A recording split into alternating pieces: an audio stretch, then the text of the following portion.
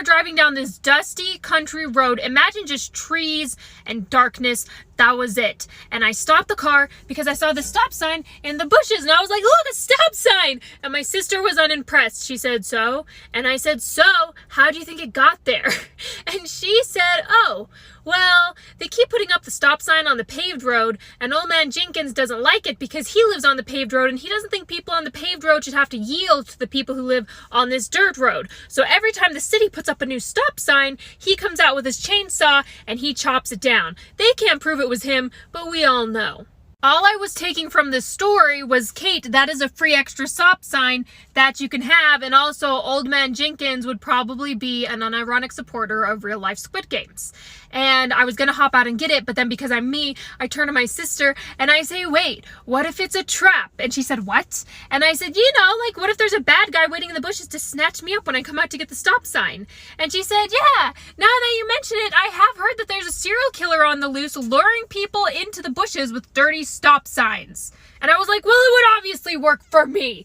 But I got out, I got the stop sign, I handed it to her because I'm driving. And my little sister hates my driving. She's made that offensively clear. She hates it so much that as we're continuing to drive on this road, a truck's coming over the hill and I can see its headlights. So I turn my brights off, and she didn't realize that I turned my brights off. And she turned to me and unsarcastically, without just a hint of irony in her voice, as if she was my mother, said, okay, now there's a truck coming, so make sure that your brights are off and you're driving on the right side of the road.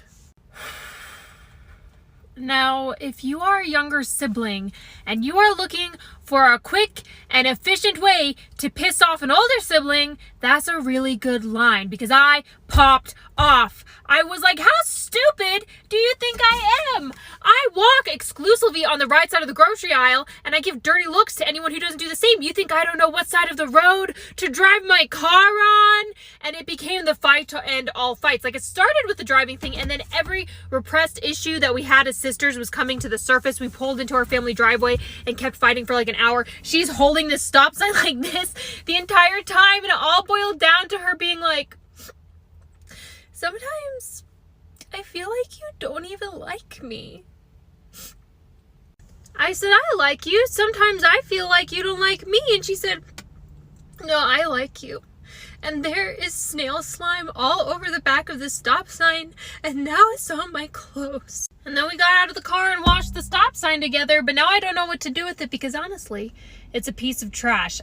Story time on how I almost died after surgery. This was a medical surgery. I didn't want to, but I had to. My uterus was dying. I had so many scar tissues and cysts. Ugh. I'm not against plastic surgery. Your girl kind of wants to get a tummy tuck, you know, later down the road. But after this experience, your girl really rethinking life, because is it like not having a tummy no more or dying? I mean, if I'm gonna die, I might as well die skinny. So right after surgery, the nurses try to wake me up, but my body starts slowly waking up from the anesthesia. And I'm like, I can't breathe. Like, physically, my eyes could not open up. I thought they lost a tube inside my throat. And I literally got my eyes closed and I'm like, I can't breathe. The monitors in the back were going beep, beep, beep. I felt like I was a fish out of water, just flapping, trying to survive. Basically, it was a movie. The nurses are like literally rushing towards me. They're trying to put an oxygen mask on me. And I'm like, take that off. That makes it worse. They finally forced the mask on me, and you know, I'm here. I survived.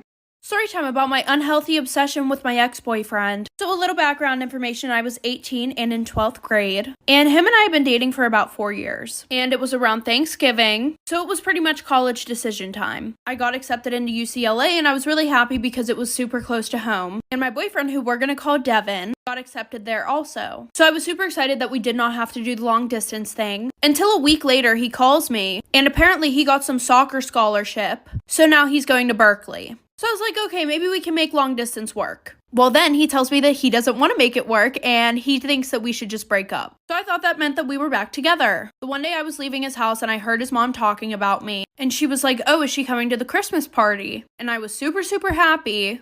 Until Devin says, oh, we're not together anymore and I'm thinking of inviting a different girl. Well, a week later, the party rolls around and I decide that I'm going to show up anyways. Like for part 2. Part 2 about my unhealthy obsession with my ex-boyfriend. So like I said, he thought that he was bringing some random girl to his Christmas party, and I decided that I was going to show up there anyways. So I'm sitting in the car outside of his house the day of the Christmas party, pretty much just giving myself a little pep talk. Eventually I go up, I knock on the door, his dad answers, gives me a big hug, and tells me that he's downstairs with all of his cousins playing the video game. So I go downstairs, and as soon as I get down the stairs, all of his cousins look at me, and then I see the bathroom door closed with the light on. So I walk over, open the door. Well, my ex-boyfriend, but still, he was my boyfriend. So I didn't even give her time to get up before I started wailing on her. Few punches and kicks later, my boyfriend starts screaming in pain. After that, I got kicked out of the house, and I had to pay some medical bills because she bit my boyfriend.